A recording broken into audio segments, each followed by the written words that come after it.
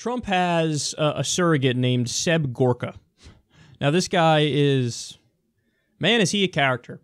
So he used to be part of like a neo-Nazi group when he was a kid. And I say kid is not really the right word, when he was just younger. So super questionable. He was kind of big in the news a few months ago because of his unsavory connections and his fawning adoration and love for Trump.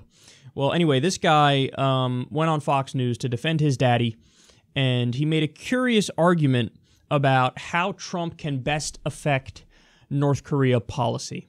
China. This is a newspaper. The China Daily said this. Trump is wrong, it says, in his assumption that Beijing can single-handedly handle the matter with regard to North Korea. As Beijing has said repeatedly, it does not have the kind of control over Pyongyang that the U.S. president believes it does. What card left do you have to get China to act? We have, the president's Twitter feed. We have the most powerful man in the world making it very clear that we came out of the Mar-a-Lago summit with very high hopes. Let's look at the facts. Forget op-ed pieces in newspapers across the globe. China controls more than 80% of the imports into North Korea. That is a massive point of leverage. China has wanted a buffer state since 1950. We understand it. But at some point, a buffer state that destabilizes the region isn't good for Beijing either. So the president has made it clear he is not satisfied. He is disappointed with what Beijing has done since Mar-a-Lago, and he wishes to see them step up to the plate. With all due respect, can a Twitter feed change the mind of those leading China? If you can win a U.S. election with it, I think it's pretty powerful, Bill. Don't you? No. We shall see. Damn, son. You even made the Fox News host question your ass. That's not why the Fox News hosts are there. They're there to go, just lob that softball right down the middle.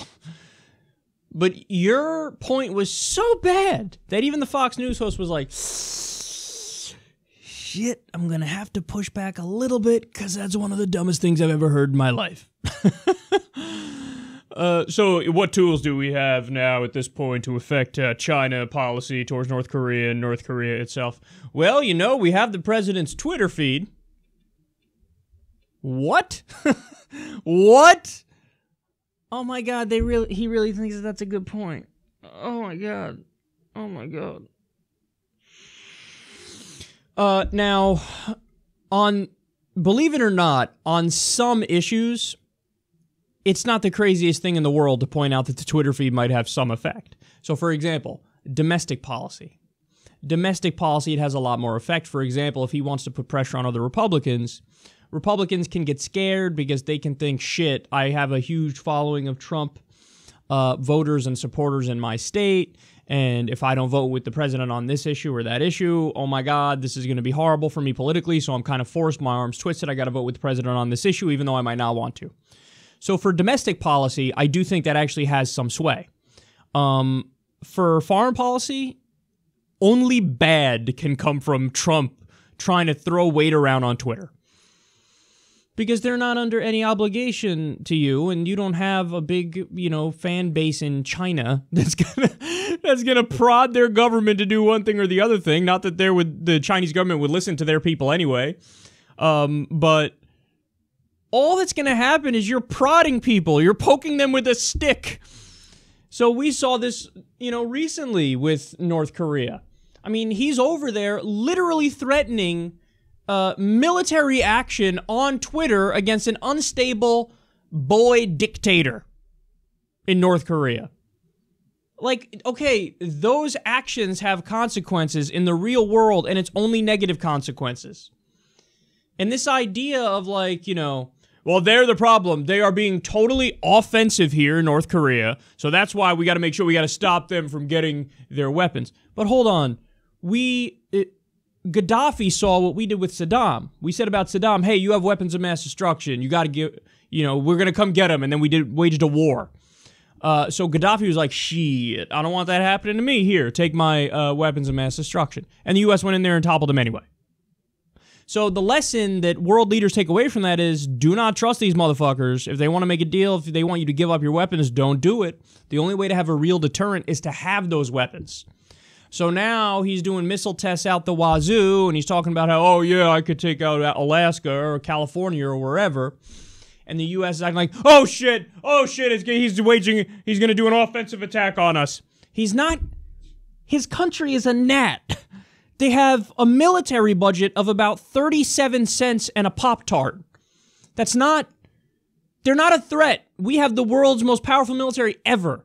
They can't even feed their people. They can't even get the fucking plumbing to work. Their electricity, their electric grid is way inferior. Have you ever seen the pictures at night of North Korea versus South Korea? North Korea is like stuck in the year 1712. So they're not a threat. They're doing all this stuff because they're scared the U.S. is going to go in there and topple them, so it's self-preservation that they're like, see, we're flexing over here. You see, we got weapons. Please don't attack. And by the way, if you do offensively attack them, what are they going to do? They're going to immediately attack Seoul, South Korea, and you're going to have thousands, if not hundreds of thousands of people die. Is that the path you want to go?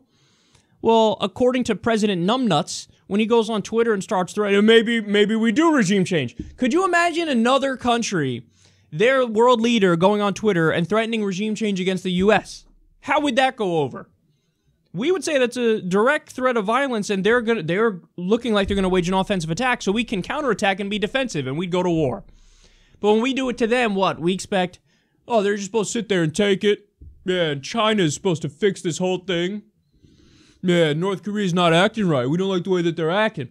I mean, we act like the fucking schoolyard bully on the world stage because we are. That's not to say that what's happening in North Korea is good. No, of course not. He's a man-baby dictator. The country's stuck way back in time. It's a hostage crisis. I feel bad for everybody in North Korea going through what they're going through, but there are no good answers from the outside. You can't just, whoop, there we go. We toppled them and nobody died, and now they're going to be a democracy, and that's not going to fucking happen. But Trump surrogates are so stupid, they go out on talk shows and they go, well, yeah, what he should do, he's going to really affect this if he tweets more. This is the level of seriousness that we're dealing with. This is their intellectual capacity. You know, the president, he should, tweet more, and that'll solve it. Yeah, that'll solve it.